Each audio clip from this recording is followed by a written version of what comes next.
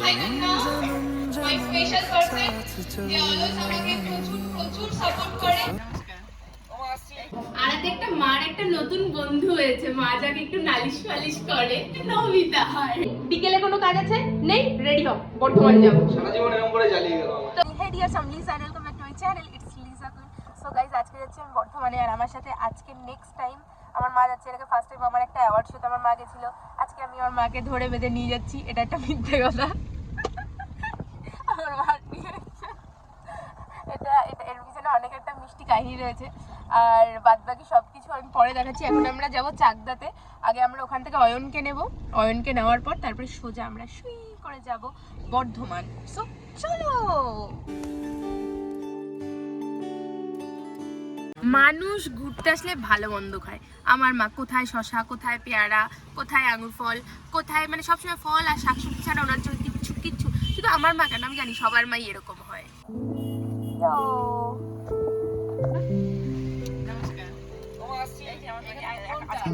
এই তো এইটা নিয়ে আসবো। আড্ডা গল্প গান করতে করতে আমরা প্রচুর মজা করেছি। আর অনেক দিন পর যেহেতু মায়ের সাথে বেরিয়েছি, তাই মায়ের সাথে আমি অনেক সময় কাটিয়েছি আজকে। আর এখন একটু চায়ের ব্রেক নেওয়া যাক। এখন বসে বোর হয়ে গেছি। অ্যাকচুয়ালি আমি চা খাই না, শুধুমাত্র একটু ব্লগের ফুটেজ নেবো যে আমি চা খাচ্ছি, তাই আমি চাটা নিয়েছি, নাহলে কিন্তু আমি চা খাই না। ফালতু চা, একদম ফালতু চা, যাকে বলে ফালতু। এখানে পুলিশটা বের করে দেবে। কি বের করবে ভাই? আমি এখানে ভীষণ পরিমাণে নান্নাকে মিস করছি। নেক্সট টাইম আমি যেখানে যাব, তোর যত কাজ থাকবি আমার সাথে যাবি, বুঝলি? গান্টু, আমার ভালো লাগছে না এখানে একা একা সবাই আছে, আমি মিস করছি তোকে, মিস ইউ। আমার মা আমার জন্য গিয়ে আমার হার কিনে এনেছে, গলাটা আমার ফাঁকা। দারুণ লাগছে। Thank you. ভয় দেখিয়ে এসছে, আমি লিটারালি ভয়ে আছি। রোস্ট করবো না তাহলে? দেখছি ওটা স্টেজে উঠে হয়ে যাবে। মানে এখনো কনফার্ম নই। কেন গো? আমাদের তো মন মর্জি অনুযায়ী চলি, আমাদের তো আগে থেকে স্ক্রিপ্ট থাকে না মানে রোস্টিং ও স্ক্রিপ্টেড হয়, মানে যাকে খুব একটা নয়, আমি তো করি না। যাকে রোস্ট করবা তাকে বলে যে রোস্ট। হ্যাঁ, আমি তো আগে থেকে বলে দিই, আগে থেকে ভয়টা দেখিয়ে দিই, যাতে ভয় থাকে। ও ভয়। আচ্ছা, কি রোস্টারদের ব্লগে নিয়ে নেবো, যাতে অন্য রোস্টাররা রোস্ট করতে পারে, তাদেরকে একটু অপরচুনিটি দেওয়া উচিত। অবশ্যই। ফার্স্ট অফ অল, বর্ধমানের মানুষগুলো অনেক ভালো। ওখানে গিয়ে আমি অনেক ভালোবাসা পেয়েছি। শুধুমাত্র আমি নই, ওখানে তোমাদের পরিচিত অনেকেই উপস্থিত ছিল। আর ইভেন্টটা ভীষণ ভালো হয়েছে। আর যাই হোক গাইজ, এতবার স্টেজে উঠেছি, এখন আর আগের মতো নার্ভাস হই না ঠিকই, বাট আজকে একটু নার্ভাস ছিলাম, কারণ তোমাদের সাথে একটা নতুন বিষয় আলোচনা করার ছিল অন স্টেজ।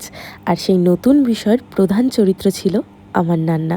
যদি বলি শুধু নার্ভাসই ছিলাম, তাহলে তো ডাহা মিথ্যে কথা বলা হবে। তার কারণ আমি কিন্তু নার্ভাসের সাথে সাথে ভীষণ এক্সাইটেডও ছিলাম। আর যাই হোক, এবার এখানে কি বলেছি শুনে নাও। হ্যাপি নিউ ইয়ার গাইস, নতুন বছরের অনেক শুভেচ্ছা। এখানে অনেক গুরুজনরা আছে, তাদের সবাইকে আমার প্রণাম। আর আমি এর আগে অনেক ইভেন্ট করেছি, আমার মা কখনো আমার সাথে যায়নি। এটা আমার ফার্স্ট কোনো স্টেজ শো, যেখানে আমার মামনি আমার সাথে আছে, মাই স্পেশাল পারসন, যে অলওয়েজ আমাকে প্রচুর সাপোর্ট করে, অফকোর্স মেন্টালি হবে।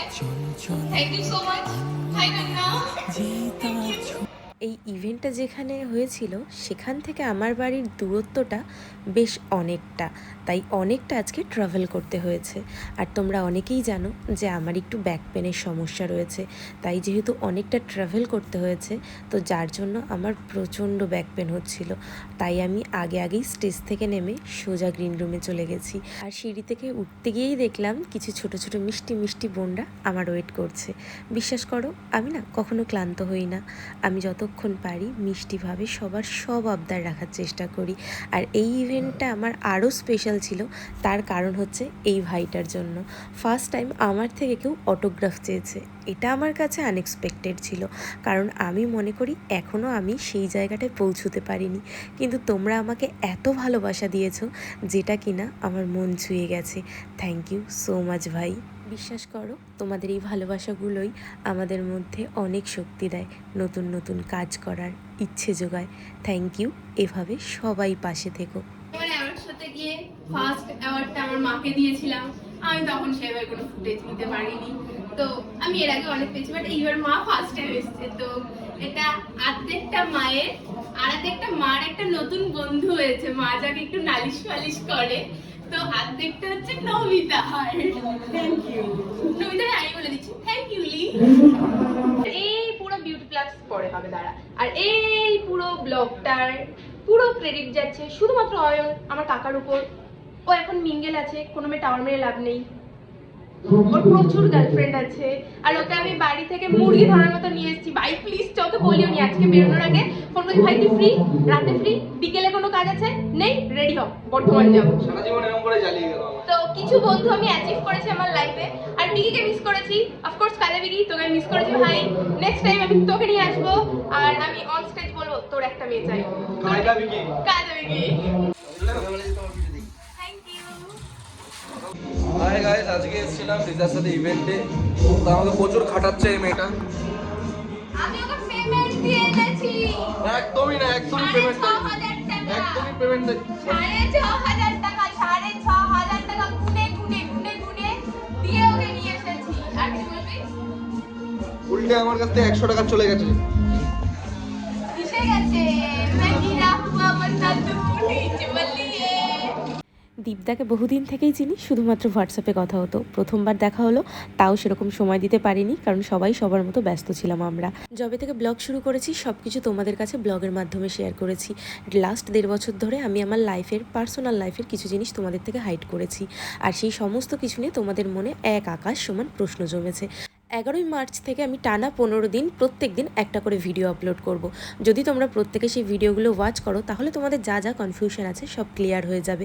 তো দেখা হচ্ছে খুব তাড়াতাড়ি নতুন নতুন ভিডিওর সাথে তোমাদের সাথে। তো চলো আজকের মতো টাটা, এই ভিডিওটা এখানেই শেষ করছি।